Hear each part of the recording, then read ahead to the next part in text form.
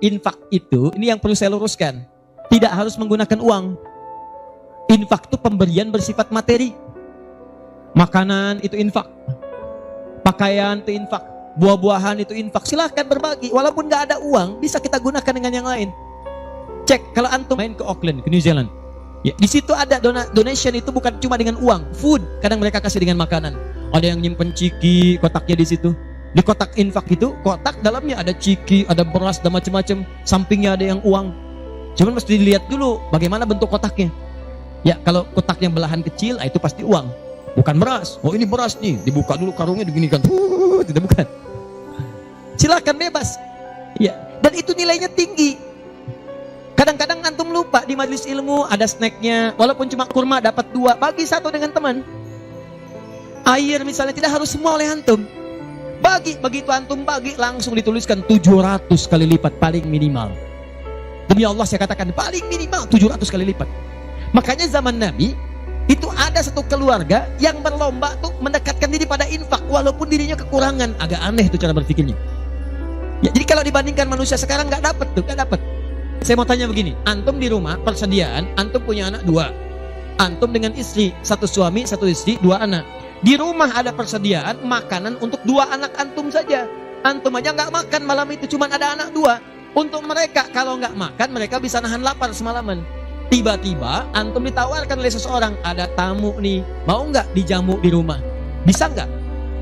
Pertanyaan saya, kalau ada orang yang datang seperti itu ke tempat antum, Mas, ini ada tamu, saya nggak bisa jamu, bisa nggak antum jamu? Di rumah antum cuman ada makanan untuk anak-anak, antum pun nggak bisa makan. Pertanyaan saya, dijamu nggak teman itu? Kenapa diam? Wahai ahli surga, apa diam? Lihat cara berpikirnya. Kalau cara berpikir kita hanya ke makanan saja, maka kita katakan, Ustaz, anak saya aja dapatnya makanan seperti itu, kami pun gak makan, bagaimana bisa diberikan pada tamu? Tapi cara berpikir Tolhah dan keluarganya agak beda. Begitu Nabi katakan ada tamu, kita datang langsung angkat tangan, duluan ngangkat, padahal yang lain banyak yang punya banyak makanan. Tapi cara berpikirnya, kapan lagi saya dapat 700 lebih? Kapan lagi saya dapat? Diangkat langsung tangannya. Ya Rasulullah, saya. Sebelum yang lain ngangkat, angkat tangannya. Maka diantar kemudian ke rumahnya. Sampai di rumah, istrinya dikatakan, duhai sayang, ada titipan Rasulullah. Bahasanya bukan ada tamu, ada titipan Rasulullah. Allahu Akbar. Ada titipan Rasulullah. Maka istrinya langsung membaca, saya paham. Saya bertugas menidurkan anak-anak dulu, tidurkan. Yang suaminya menyiapkan makanan. Begitu sudah jadi, kata suaminya kepada tamu tadi, Anda silahkan makan di sini, saya temani dulu istri saya. Gak enak rasanya meninggalkan sendirian. Begitu temannya makan, dia berpura-pura makan di bilik yang lain, membunyikan bunyi-bunyi seakan-akan makan. Begitu sudah kenyang, tanpa mukaddimah yang lain langsung pamit. Terima kasih sudah menjamu saya, semoga Allah berikan pahala. Pamit malam itu juga. Begitu selesai pamit, subuh-subuhnya datang menghadap pada Rasulullah pagi-pagi. Apa yang terjadi? Turun ayat Quran surah 59 ayat 9 sampai 10 itu. Walladzina tabawwa'ud dar, sampai ke kalimat wa yu'thiruna ala anfusihim walau kana bihim khasasah. Tuh cara berpikirnya. Jadi kalau antum melihat peluang seperti ini, enak teman-teman sekalian, banyak sekali. Tidak harus uang, pakaian, makanan, macam-macam. Jadi kalau antum beli buah tuh, antum beli 5, di rumah ada 3 orang, berarti antum mesti sadar Allah titipkan yang 2 lagi untuk peluang infak antum. Bukan untuk antum habiskan semua. Kok bisa orangnya cuma 3, beli mangga 5? Siapa yang menggerakkan antum untuk beli 5 mangga? Orang cuma 3, berarti yang 2 lagi itu Allah gerakkan untuk mendapatkan pahala. Ada peluang di situ. Lu kepada siapa ya Rasulullah saya berikan? Kepada siapa ya Allah saya infakkan? Ini yang sering keliru. Kata Allah langsung turun, fi sabilillah, yang utama itu 5 dulu. 5. Kalau Anda temukan 5 ini, dia peluang infaknya sangat tinggi untuk diberikan. Siapa mereka ini? Ada di Quran surah kedua ayat 215, paling kanan sebelah bawah. Yas'alunaka madza yunfikun. Mereka bertanya pada Muhammad sallallahu alaihi wasallam, ya, awas, apa yang harus kami infakkan? Pada siapa? Maka turun jawaban, qul ma anfaqtum min khair. Katakan kalau mau infak mesti yang paling bagus. Jadi kaidah pertama. Awas, ada peringatan di Al-Baqarah ayat 267. Wala tayammamul khabitha minhu tunfiqun walastum biakhidhihi illa an tughmidu fi. Jangan kamu infakkan pada orang lain yang kamu tidak suka. Melihatnya aja kamu nggak suka, dikasih orang. Antum punya uang 50.000 1, wah masih keras, bagus, luar biasa. Masuk dompet enak dilihat. Yang kedua, wah sudah lecek, dekil of the kumel. Wah, dilihat gak enak, baunya gak nyaman. Tiba-tiba ada orang lewat, Pak, sedekah Pak. Pertanyaan saya, maaf, mana yang antum berikan? Yang lecek atau yang bagus? Tuh. Ingat, kalau urusan zakat mal, berikan yang bagus. Zakat mal, pilih. Paham? 5 orang ini siapa? 1, lil walidain, orang tua. Ini orang tua ini gak pernah minta, jarang sekali. Cuman kita yang mesti paham. Kan sama, antum pun suka ngasih isyarat, mama, mama, mama, mama. Oh, mau makan, makan. Mama, mama, mama, mama, boneka, boneka. Antum setelah dewasa mesti paham. Kadang-kadang orang tua tuh gak minta, gak pengen nyusahin anaknya. Padahal orang tua udah susah, melahirkan susah, mengandung juga susah, merawat susah, menyusui susah. Sudah dewasa pun antum masih susahin juga. Kapan antum berbaktinya? Tapi kadang-kadang cuma nanya, nelpon apa kabar, padahal di rumahnya itu Masya Allah lagi kurang beras. Beras kurang, listrik belum dibayar. Kirimkan, sebelum diminta kirimkan. Itu begitu antum kirimkan, demi Allah saya katakan, di hadis Al-Bukhari, di kitab Al-Adabul Mufrad, bukan cuma mendapatkan lipatan pahala kalikan 700 lebih, tapi ridha Allah turun ke tempat antum pada saat itu. Kalau sudah turun, semua doa yang antum mintakan minimal akan dijawab pada saat itu. Itu rahasianya. Kalau dengan urusan orang tua itu udah gak usah mikir. Begitu mengatakan, nah gini-gini, tenang aja mah. Walaupun gak ada, katakan, insya Allah mah selesai. Insya Allah, berusaha antum. Begitu antum dapatkan seperti orang tua mengusahakan untuk antum dulu, maka pahala dilipat gandakan, ridho turun seketika. Kejar. Wal aqrabin, kerabat terdekat. Kerabat dibagi 2. Ada yang tempatnya jauh tapi hubungannya dekat. Punya saudara sekandung, tinggalnya di Palembang, antum di Semarang. Ayo kirimkan. Anak bibi gak bisa nih pendidikannya, bantu. Antum ada, bantu. Nilainya tinggi, jangan dikira ringan. Nih bagian kedua nanti kalau saya terangkan banyak nih. Tenang aja, kita masih sampai subuh. Bagian kedua saya ikutin deh. Antum jual saya beli. Ya, cuman saya beli sampai 9:30. Paham? Ayo akrabin. Yang kedua itu, maaf, golongan kedua akrabin bisa tetangga. Orang yang tidak ada hubungan famili secara mahram, cuma tetangga antum. Tapi kalau yang kedua ini, Allahu Akbar, indahnya Al-Quran. Cek oleh antum, silahkan cek. Walaupun beda agama, itu tetap ada peluang infak. Gak ada ketentuan ini kecuali di Quran. Gak ada aturan ini kecuali di hadis. Buka Quran surah ke-31 ayat 15, paling kiri sebelah atas. Ada anak muslim, orang tua belum Islam, belum dapat hidayah.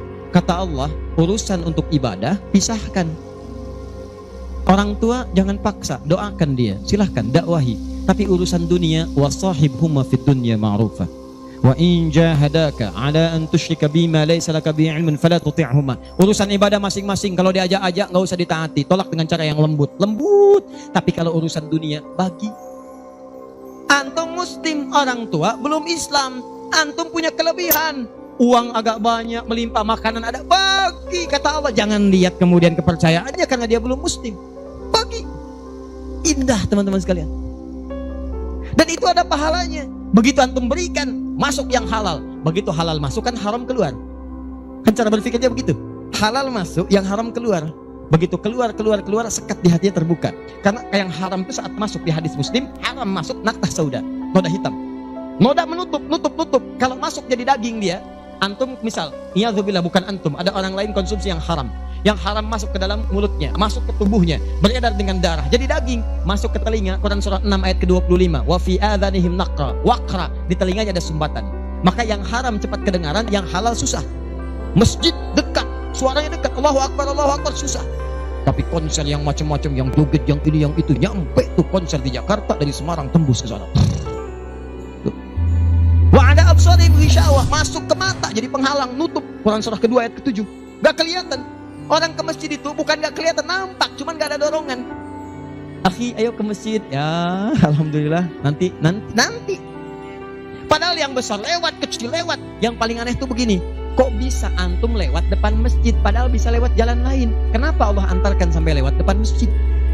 Jadi kalau sudah Allah antarkan ke tempat-tempat yang baik, belum ingat Allah juga, antum mesti diantarkan kemana lagi? Tuh.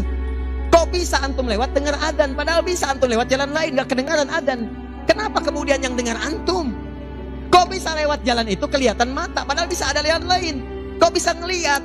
Kalau Allah sudah berkehendak kebaikan, antum masih belum bisa membacanya, masih ditanya. Itu pasti ada maksiat masuk. Caranya keluarkan. Kalau yang haram masuk, masukkan yang halal. Maka yang haram akan dihancurkan. Hancur, hancur, hancur. Kemudian muncul yang halalnya. Kalau halal sudah masuk, maka hati itu akan mudah untuk mendekat kepada Allah. Doakan, doakan, doakan. Demikian tetangga kita. Jangan dikira tetangga antum yang muslim saja. Mungkin kita ada non-muslim samping kita. Mungkin ada yang Kristen, ada yang Hindu, yang Buddha. Dalam hubungan keduniaan indah. Silahkan berbagi. Apa antum gak pernah dengar hadis Nabi? Siapa yang masak makanan, baunya sampai ke tetangganya, maka bagilah dia walaupun cuma kuahnya. Tapi maksudnya bukan daging yang antum makan, kuahnya antum bagi. Bukan. Tidak. Maksud hadis itu walaupun cuma masak kuah, bagi juga supaya dia tidak negatif thinking, tidak salah paham. Antum gak ada ayam, adanya singkong, cuman dimasak bumbu opor. Bumbunya opor, tapi dagingnya singkong. Dimasak gak antum bagi, tetangga bilang, oh masak opor enak nih, padahal singkong. Dibagi walaupun cuma kuahnya. Tapi pertanyaan saya, apakah hadis itu mengatakan kalau tetangga anda muslim saja? Tidak. Never. Walaupun dia non muslim, masak, bagikan. Sebelum dia menghirup baunya, ketuk pintunya. Begitu diketuk dia keluar. Ada apa pak? Ini ada makanan, walaupun sedikit, mudah-mudahan bisa bermanfaat. Bapak baik sekali, terima kasih. Bukan baik, Allah yang memerintahkan saya untuk berbagi. Dan saat itulah kalimat Allah mengalir di hati yang paling bening, menghunjam ke jiwanya. Masuk jadi hidayah. Masya Allah, besok-besok dia ketuk pintu kan, Assalamualaikum. Udah bisa Assalamualaikum tuh. Sebelumnya tidak. Begitu dibuka sambil mengembalikan yang kemarin, ya, panci yang kemarin dikembalikan. Pak, ini apakah Allah sudah memerintahkan berbagi lagi hari ini? Oh, lumayan. Gak ada aturan kalau bukan non muslim jangan bagi. Gak ada, indah dalam Islam itu. Jadi walaupun anda kasih ke yang non muslim, pahala dituliskan. Jadi jangan pilih-pilih kalau urusan dunia. Anda masak, di samping Islam, sampingnya lagi Kristen, sampingnya lagi kemudian muslim, non muslim. Bagi yang muslimnya, yang non muslim tidak. Begitu dia ngelihat kelewatan, dipanggil anda, Pak, kayaknya enak makanannya ya.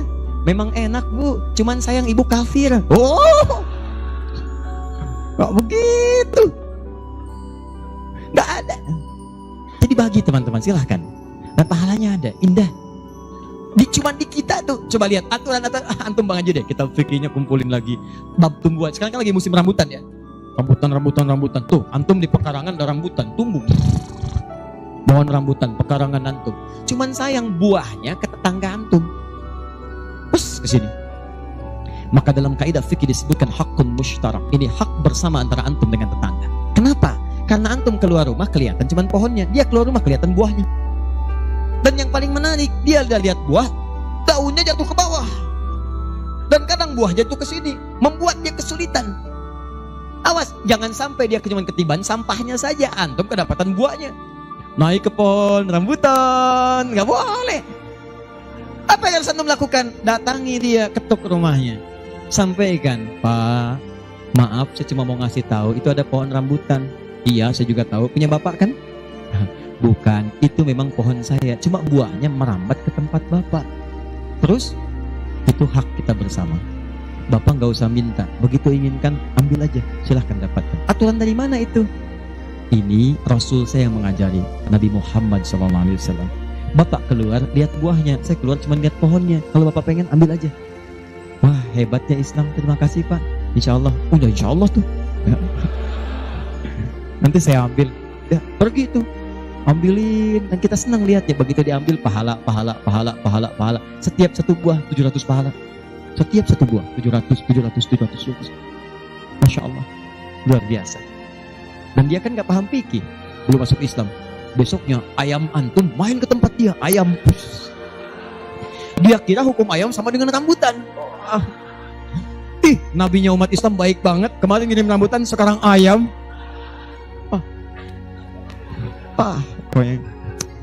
Mungkin ayam itu akan menggendong antum ke surga ya? Infak tuh. Nah, pertanyaan saya, antum punya agenda berapa untuk infak tuh? Coba lihat, kadang-kadang kan ada anak yatim samping. Gak usah terpikir banyak uang. Pakaian, buka ya, buka tuh pakaian antum, masuk ke kamar, buka. Begitu dibuka, berapa banyak koleksi pakaian antum? Cuma pesen ya, cuma pesen satu aja. Mohon maaf ya, maaf sekali, jangan sampai ada pakaian walaupun sehelai itu yang belum pernah dipakai ibadah. Usahakan setiap yang kita gunakan jadi saksi di akhirat bahwa dia pernah dipakai ibadah, karena semua akan bicara. Tuh lihat kaos, bagian dalam, celana, bagian luar, cek lagi semua. Dan kalau sudah itu antum pakai, ada yang lain gak kepake, bukan gak kepake. Boleh jadi itu dititipkan oleh Allah kepada antum untuk menjadi pahala antum dengan itu. Sebab mudah bagi Allah menitipkan pada yang lain. Kenapa dipilih antum? Sebab dapat bagian pahalanya. Jelas?